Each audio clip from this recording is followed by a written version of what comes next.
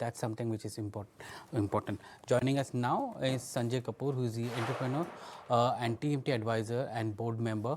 Sanjay, hi. How do you look at this fund infusion? Do you think that this would be enough for Vodafone to get the bank debt which they're trying to for the last couple of years? So I think let's look at the positive part of the story first. Government giving them moratoriums, government bringing down the debt payable, Mr. Birla joining the group's board as the chairman, and his company infusing funds into the company are all steps in the right direction. And now this gives them a platform and a chance that somebody large has to come in. But if your direct question is this money enough for them to be competitive in the market? My answer is no. They will need a lot more money, many more resources to compete in the market. Fortunately, unfortunately, this is a mark-to-market business.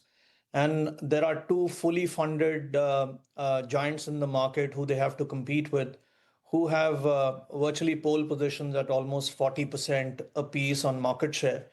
And they are not going to relent market share so easily. So, given their current position, I think they are still not at a stage where they can take any of these guys head on. They'll have to pick up their battles, they'll have to pick up the areas that they want to compete in, and will have to be selective because the resources available with them and the size of the balance sheet that they have and the market share that they have and the loss on brand that they've had over the past few years, they'll have to be selective on what battles they want to fight. And therefore, in the near future, I still see them as a distant third player in the market. But Sanjay, banks are not confident in lending to Vodafone right now, right? The equity raise is being looked at confidence capital, quote unquote, precisely because debt isn't coming easily for them. With Jio and Airtel both pulling away at speed on 5G, is there a realistic window for Vodafone to try and close that network gap? Or you think the market has structurally moved on, so to speak? So, the good part is that the government wants the third and the fourth player to continue in the market, and they don't want to give up the oligopoly structure. And if this structure moves to a duopoly, it is neither good for the government nor good for the consumers in the long run. We have seen that market after market. So I think they at least have the sympathy of the people who might have a say in their survival.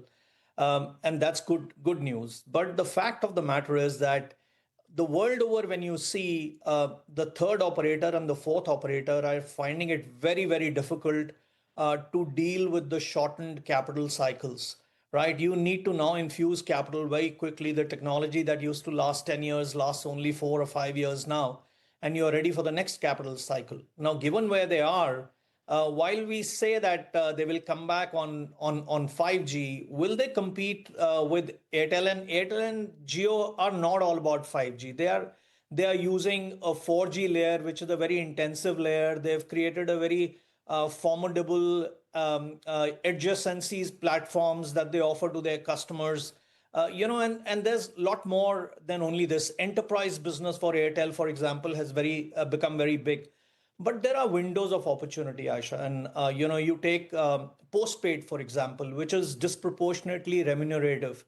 And Airtel virtually dominates that space. And there was a time when Vodafone Idea had a share of that market. Can they come back and nibble something over there?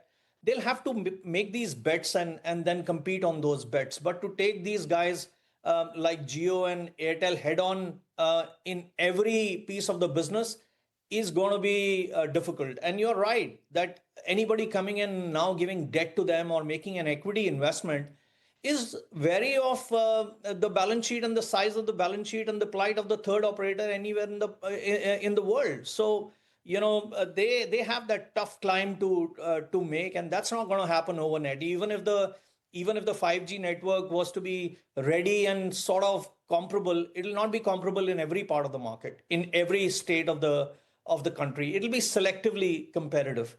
And therefore, they will remain, according to me, a distant third player for at least the near foreseeable future.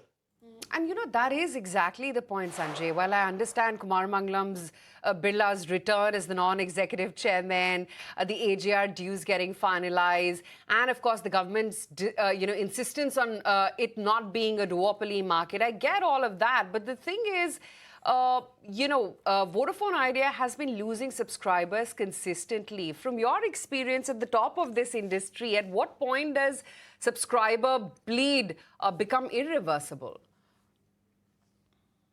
The bleed, if you see, has lessened, almost become flattish now for them. The problem is gaining from here.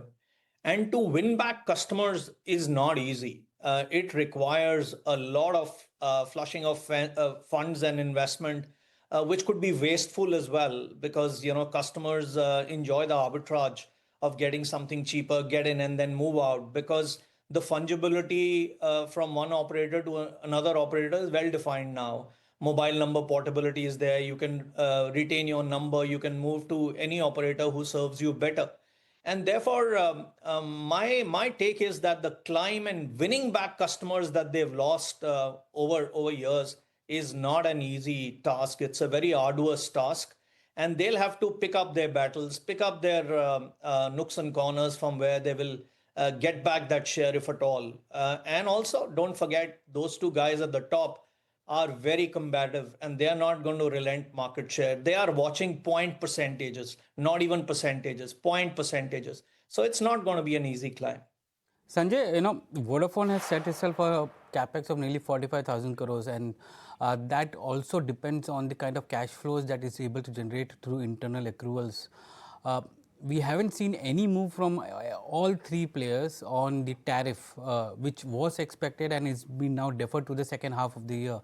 And with Jio also expected to come out with an IPO, do you think that a tariff hike will be imminent or maybe there in the next 6 months? Yeah, I mean, it's difficult for me to fathom that tariff hike, at least for the leading players, will go off the table. They can only put it in abeyance for a while. For example, a wait and watch. If Voda was to get funded tomorrow, then will they further delay it? Because they have the capability to delay it and still survive. But I think it is absolutely top of their agenda. I think Airtel is a little more vocal about it. They go and say that they have to go up on ARPUs, and Jio, I don't think, is going to stay behind as well.